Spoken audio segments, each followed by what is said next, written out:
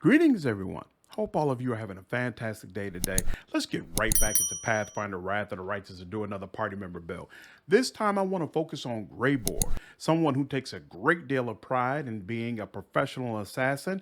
And I think it's going to be a lot of fun going through his Slayer build and seeing what we can come up with. So he gets up to level 9 before you finally catch up with him. And he's a slayer, skilled at tracking down targets. Slayers are consummate hunters, living for the chase and the deadly stroke that brings it to a close. Slayers spend most of their time honing their weapon skills, studying the habits and anatomy of foes, and practicing combat maneuvers. And he's a dwarf. Dwarves get familiarity with any dwarven weapons. They have a +2 bonus on perception. They have a +1 racial bonus on attack rolls against humanoid creatures of the orc and goblinoid subtypes. They have a +4 dodge bonus to AC against giants.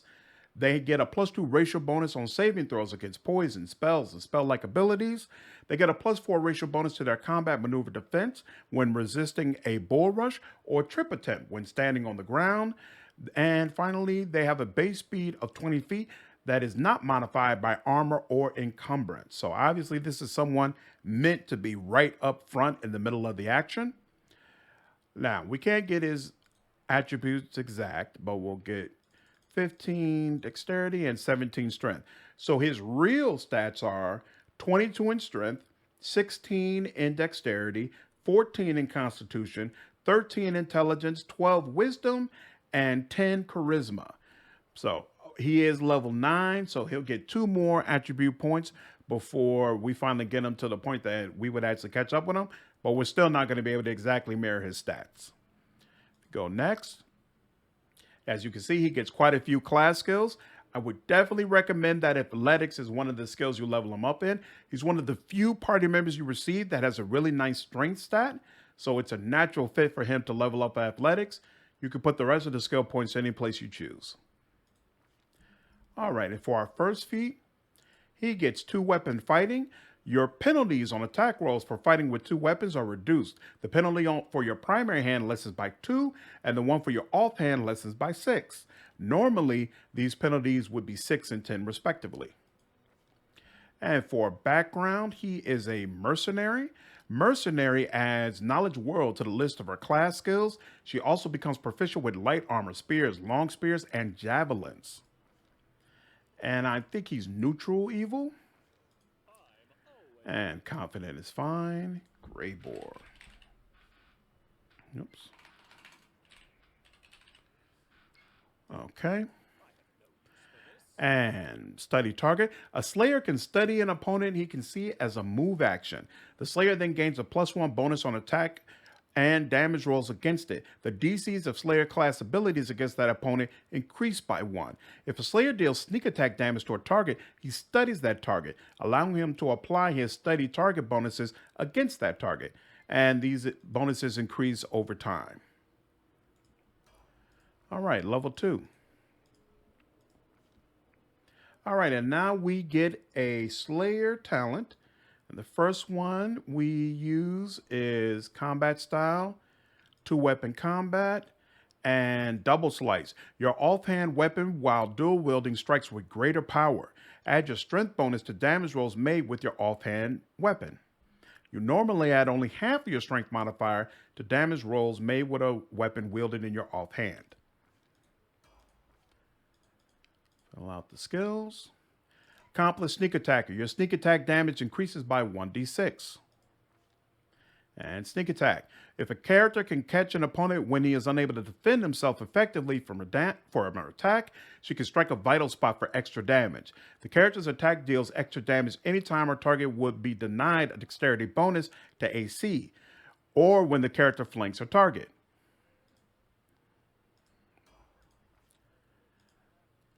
I would recommend you keep pumping up strength. Get that damage up there.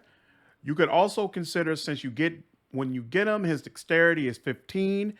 If you're going to focus on armor that doesn't allow for a high dexterity bonus, then of course you don't have to worry about taking dexterity up to 16. Otherwise, if you want to wear the type of armor that will allow his dexterity bonus to matter, you can go ahead and cap that off and then start leveling up his strength as high as it can possibly go. Up to you. All right, and for his next um, Slayer talent, he gets Weakening Wound. When making a sneak attack against a creature that has damage reduction, the character's attack reduces the damage reduction for 2 rounds by an amount equal to the character's level. This penalty to damage reduction does not stack. Put in the skills. And he has another feat. And this one is Weapon Focus. And then he has Dwarven War Axe. So he gets a +1 bonus on attack rolls when using a Dwarven War Axe.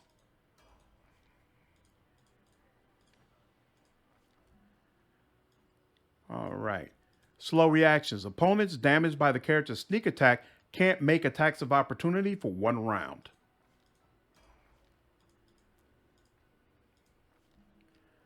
And he gets another feat. And this one is Hammer the Gap. You repeatedly strike the same location, causing increasing amounts of damage.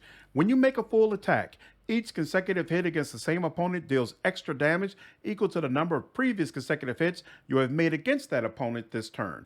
This damage is multiplied on a critical hit. And now you can study your target as a swift action.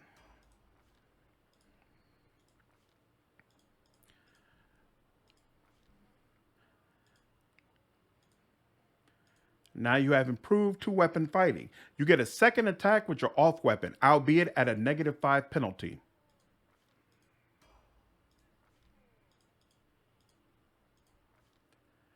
And for the last feat that they choose for you,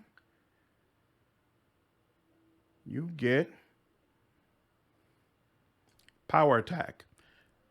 You can choose to take a -1 penalty on all melee attack rolls and combat maneuver checks to gain a +2 bonus on all melee damage rolls. All right, that's the level that Greybor does himself. Now you're able to pick some of his levels on your own. So fill out the skills, next. So you're now at the first Slayer talent you can choose yourself, and you've got 2 options here. One, you all know I swear by Dispelling Attack.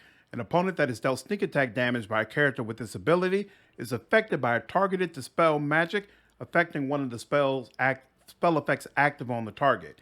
The caster level for this ability is equal to the character's level. All right, this is great. You're going to run into plenty of enemies that have buffs on them, where it's very useful to just automatically be able to strip it, as opposed to somebody have to manually cast the spell. However, there's also something to be said for Crippling Strike. A character with this ability can sneak attack opponents with such precision that the blows weaken and hamper them. An opponent damaged by one of her sneak attacks also takes 2 points of strength damage. You're going to be right up front dealing with those upfront melee enemies. A lot of them are going to depend upon strength, so there's definitely something to be said for this being very effective as well. I've had other builds with other characters that would probably be on your team who use Dispelling Attack, so I would say take Crippling Strike for Greybor.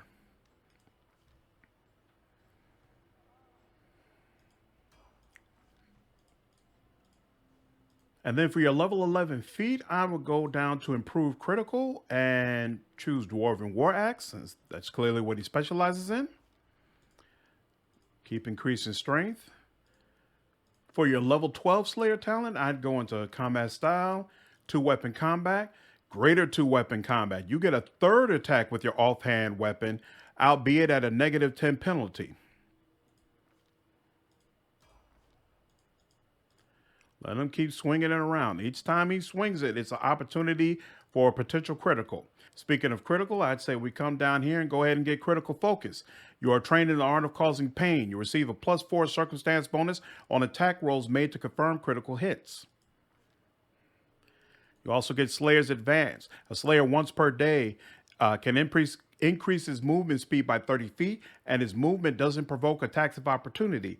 Then at 17th level, he can do it twice per day.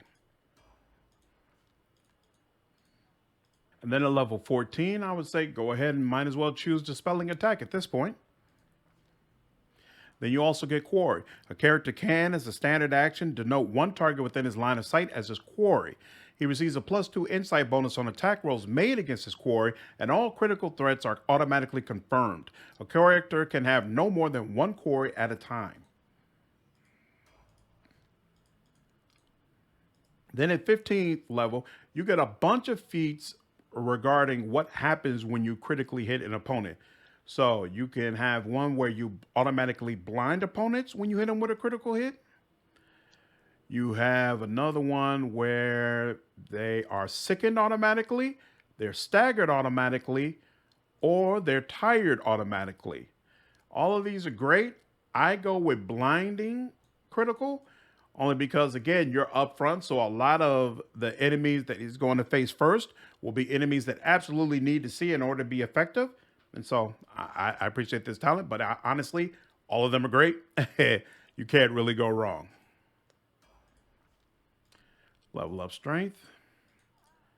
Skills again. And then at level 16, I go down here and get Wearing Strike.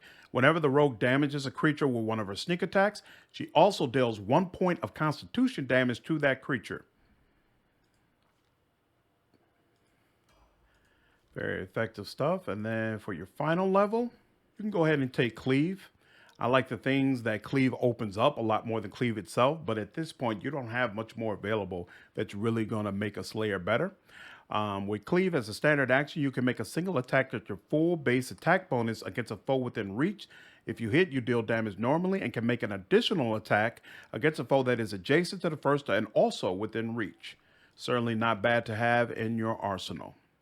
Okay, now that we've been through his regular level up, we can go ahead and go through his mythic path. Unfortunately, got some bad news for you.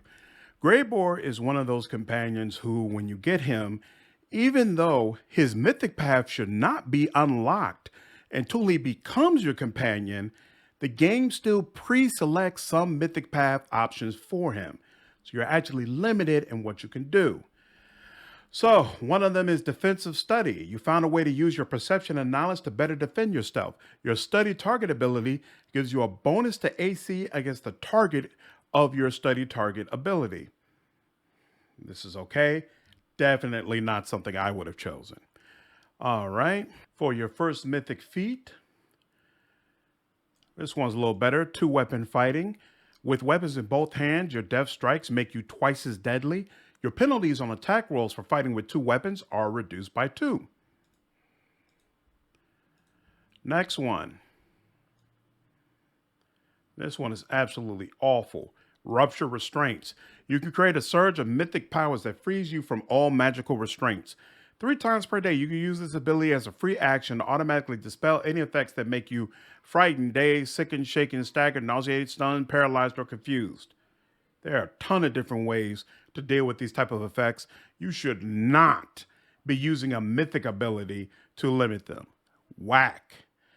All right. So now you have a mythic feat. I will go with mythic sneak attack. Your sneak attacks deal an additional 1d6 damage. And then you get another mythic ability. I will go with leading strike. Your strikes make cracks in the enemy existence, leaving weak points for your allies to strike. Every time you hit a target in melee combat, you leave a mark on it. Any ally attacking a marked target deals additional divine damage equal to 1d6 per mythic rank to the target, consuming the mark. If for whatever reason you're having a lot of issues keeping Greybor up, he doesn't have a whole lot that deals with defense and he's only wearing medium armor, but you should have a bunch of buffs and a real tank up front to keep him from getting too much heat. But if for whatever reason it's an issue, you do also have Last Stand. Your mission is too important to fall in battle, and your mythic powers let you endure unbelievable things. Once per day, when your HP drops low, you become unkillable. For 2 rounds, you become immune to damage that would make you unconscious. You do have that. I wouldn't use it if you can avoid it, but if you're having issues, that's an option for you. And then finally, for your last mythic feat, I will go ahead and take Improved Critical. Your critical multiplier with your chosen weapon is increased by 1. Get it on Dwarven War Axe. And there you have it. So a guy who he doesn't have a bunch of crazy spells or anything like that that he's throwing around, but I think it's pretty apparent that this is someone who will do a great deal of damage, really carve up your enemies, be right up front, so serve as kind of an off tank for you. And just in general, Greybor's personality is really nice to have around. I enjoy his quest. So let me know down in the comments. What do you think? Is this a build that you will go with for Greybor? Do you have better ideas about how we should potentially level him up? If you enjoyed this video, please consider leaving me a like and subscribing to the channel if you have not already. I'll see you in the next video later on this week. Take care.